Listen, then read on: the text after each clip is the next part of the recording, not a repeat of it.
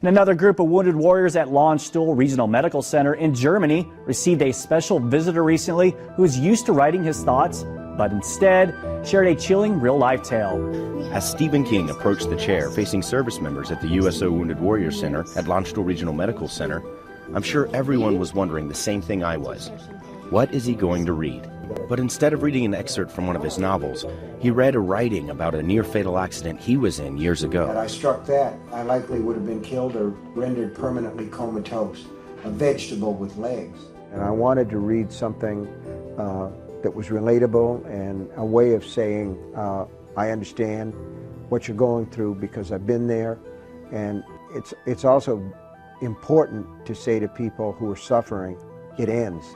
Then there's an alarming whistle in my chest, as if I have sprung a leak. I mean, he could have chose a number of things to read, and he chose, and it's something that happened to him to help the audience relate with being hurt. I thought that was pretty cool.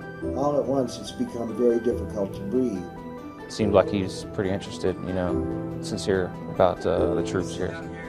It's been an amazing experience, and it's one that Americans who don't get a picture of what the armed forces do should see.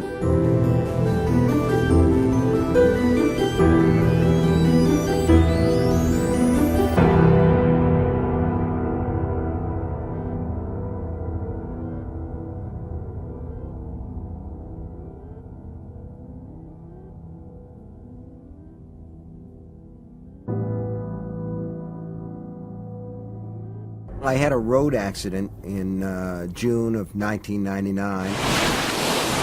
I was out on my afternoon walk and a guy came along in a van.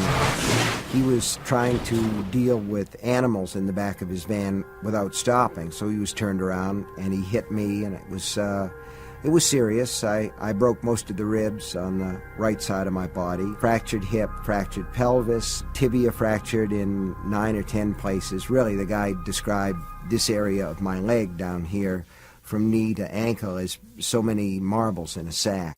Well, I was very lucky after the accident because I felt like I was done because I was in a lot of pain.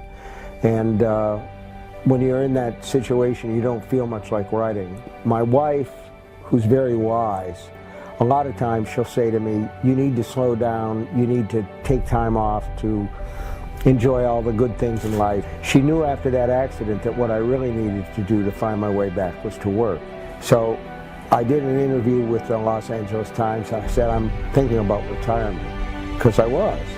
But the body's an amazing thing, and little by little, it healed itself. And when that happened, and I started to get some energy back, I wanted to write again half the time. It was like somebody had yelled fire in a crowded room and everybody crams into the doorway at once, all these different ideas. And I wanted to see if I could still bring a real scale to people and write the sort of book where people would say, it's a great story, but it scared the hell out of me and I had to keep the lights on. My idea about a good idea is one that sticks around and sticks around and sticks around. It's like, to me, it's like if you were to put breadcrumbs in a strainer and shake it, which is what the passage of time is for me. It's like shaking a strainer. All this stuff that's not very big and not very important just kind of dissolves and falls out.